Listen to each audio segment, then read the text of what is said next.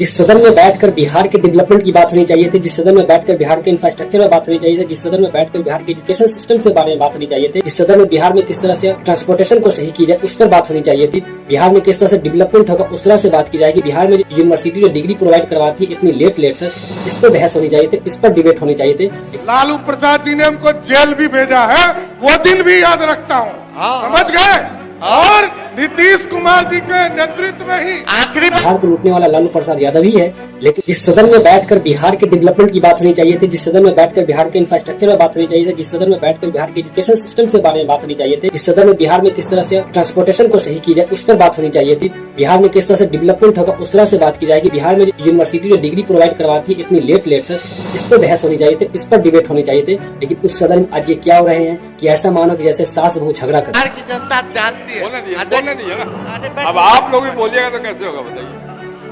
अध्यक्ष महोदय, सम्राट चौधरी जी यहाँ बैठे हैं।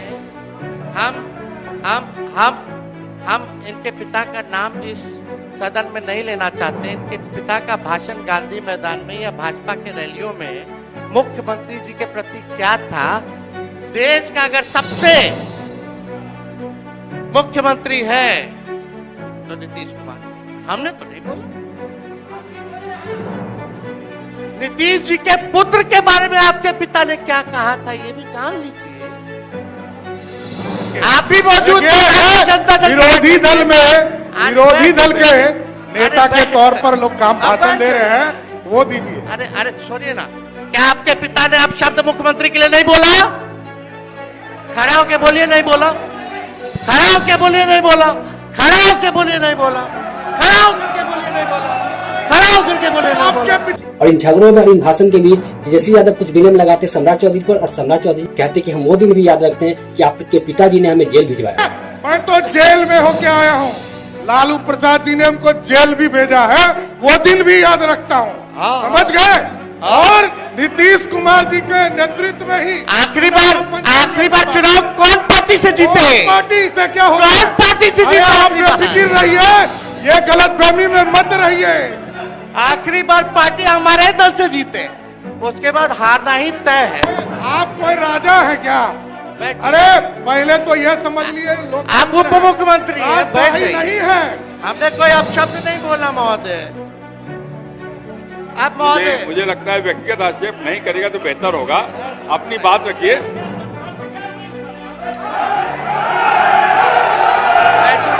अब कहीं ना कहीं पर हमें सम्राट चौधरी का सपोर्ट करता हूँ इस बात को। और सम्राट चौधरी का ये भी कहना है कि लालू प्रसाद ने बिहार को लूट लिया। पिताजी ने क्या क्या बोला? अरे बोला। अरे आपके पिताजी ने क्या क्या बोला? छोड़िए ना। अरे बिहार को लूट लिया, आपके पिताजी ने बिहार को लूट लिया, गरीबों वंचितों को लूट लिया, पूरा बिहार लूटने वाला आपका परिवार। शांति बना रखिए। मैं डायरेक्टली वे तो नहीं कह सकता कि हाँ बिहार को लूटने वाला लालू प्रसाद यादव ही है, लेकिन मैं कहीं हद तक कह भी सकता हूँ और बिहार इतनी स्कार्सिटी को फेस कर रही है, कहीं ना कहीं इसका रिस्पॉन्सिबल वो है। अगर काश उस समय बिहार की जनता जाति मजहब के नाम से ऊपर उठकर एक वैसे लीडर्स को इलेक्ट कर पाते कि जो कि उनके बिहार राज्य के लिए काम कर सकता था, अगर वैसे पार्टी को हम लोग वोट करते तो आज हमारा बिहार क्या से क्या होता। लेकिन हमने जाति मजहब में आकर वैसे लीडर्स को अपना लीडर बनाया कि जो कि हमारे देश और राज्य को ही दिमाग की तरह खाकर खोखला कर दिया। बैठिए। अरे बैठिए। बैठ जाइए। बैठिए। 5 मिनट के लिए बैठिए। सब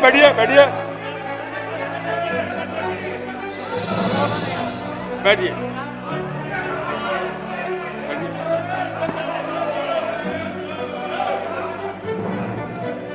मेरा सभी लोगों से अब ये मंत्रियों की स्थिति आप देख रहे।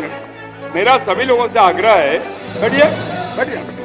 बिहार विधानसभा सदन में बैठकर मुसलमानों की रिस्पॉन्सिबिलिटी ये होनी चाहिए थी कि वो बैठकर बिहार के इंफ्रास्ट्रक्चर पर बात करें, बिहार के डेवलपमेंट पर बात करें और बिहार के इनोवेशन पे बात करें, बिहार के टेक्नोलॉजी पर बात करें, बिहार को एक्सपेंड करने की बात करें। लेकिन अफसोस ये कर पाते इन चीजों पर डिस्कस, इन चीजों पर डिबेट। वो लोग इस तरह से झगड़े कर रहे हैं जैसे मानो सास बहू झगड़ा कर रही है। अपने कुर्सी बचाने के चक्कर में ये लोग आपस में लड़ कर। आखिर ये तेजस्वी यादव का कहना सही था, विलम्ब लगाना क्या सही कि सदन में बैठ किस तरह से बिहार विधानसभा में बैठकर तेजस्वी यादव ने सम्राट चौधरी पर विलम्ब लगाया। पास्ट में क्या हुआ उससे हमें कोई दिक्कत नहीं है, पास्ट में लालू प्रसाद यादव ने क्या किया उससे हमें कोई दिक्कत नहीं है, लेकिन प्रेजेंट में तेजस्वी यादव सदन में क्या कर रहे हैं, प्रेजेंट में सम्राट चौधरी क्या कर रहे हैं, प्रेजेंट में बिहार नेता बिहार के डेवलपमेंट के लिए क्या कर रहे हैं, इस चीजों से हमें मतलब कि बिहार को लूटने का काम तो सारे मशरूमों ने किया और बिहार को लूट कर बिहार को ऐसा बना कर रखा है, ऐसा समझा जा सकता है कि बिहार को लोगों ने खाकर दीमक की तरह खोखला कर दिया है। ऊपर से देख तो बहुत अच्छी नजर आती है, लेकिन अंदर जितना घुसेंगे उतना हमें खोखला मिलता जाएगा। और बिहार का भी हाल आज ऐसे ही, अगर ऐसा नहीं होता तो विवेश टीचर जिसका पोस्टिंग हुआ था जहानाबाद में बंगाल की दीपाली शाह का, वो आज बिहार को गाली न बकती।